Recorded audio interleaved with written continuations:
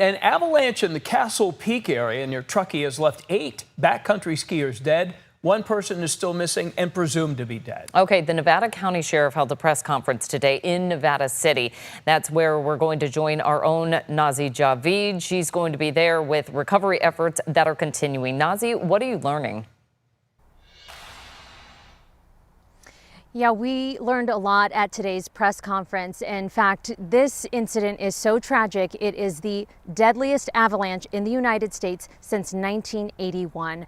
This has been a horrific day for so many people here. We have learned that crews found the bodies of 8 skiers in the mountains after that avalanche hit. That happened Tuesday morning around 11:30. The group, we learned, had been on a guided 3-day backcountry trip in the Sierra Nevada when a powerful winter storm moved through the region. Officials say 15 people were on the trek. That's 4 guides and 11 clients. 6 skiers were rescued last night after hours of those dangerous conditions out there, and 2 were taken to the hospital for treatment. The Nevada County Sheriff's Office held that press conference today, saying families have been told the mission has now shifted from rescue to recovery. So we had 15 people total, 9 women and 6 men.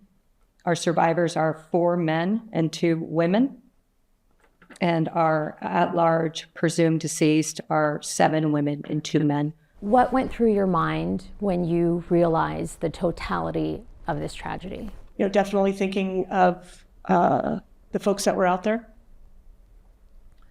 You know, the 6 that we had contact with, wanting to do everything we could in our power to get to them.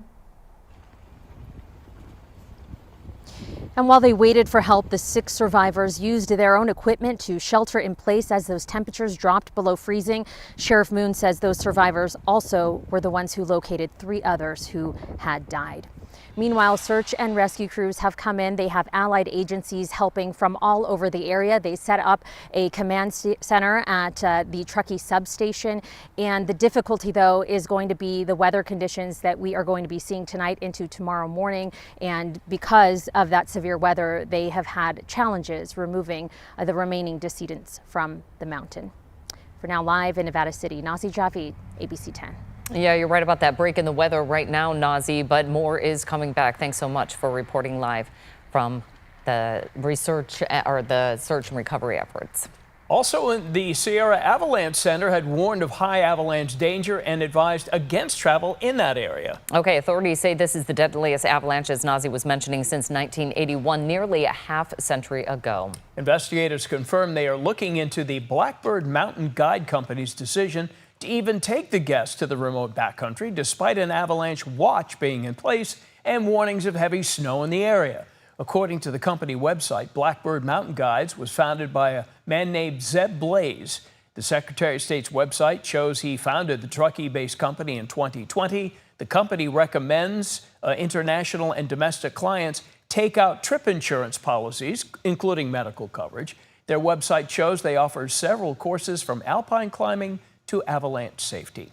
The company initially said they'd provide an updated statement after the briefing with officials this morning, but they have yet to do so. The latest statement from Blackbird Mountain Guides last night says in part, quote, the leadership team is working in full coordination with the Nevada County Sheriff's Office and Nevada County Search and Rescue to support the ongoing rescue operation, end of quote.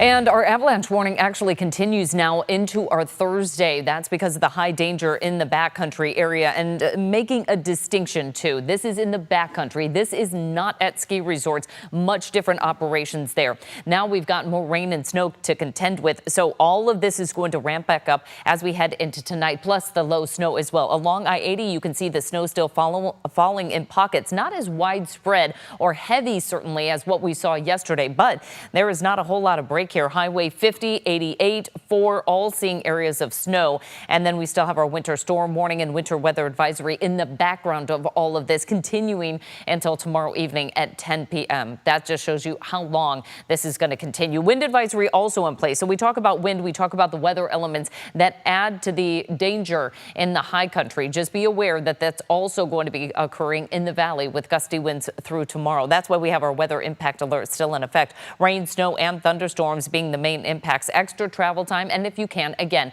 just stay off those main roads. Here's a look at our weather conditions, and hopefully we'll take that little box down there from that Doppler box so we can see some of these conditions that are developing here in the region. 40s right now in the valley. Tahoe right now 22 degrees, and we still have areas of snow.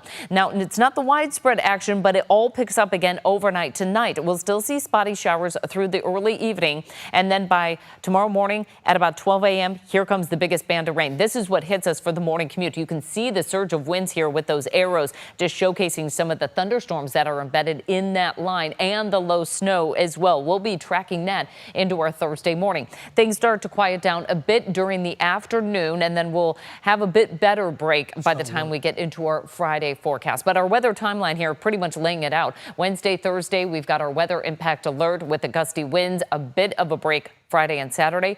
We've got another weather impact alert timeline to talk about coming up.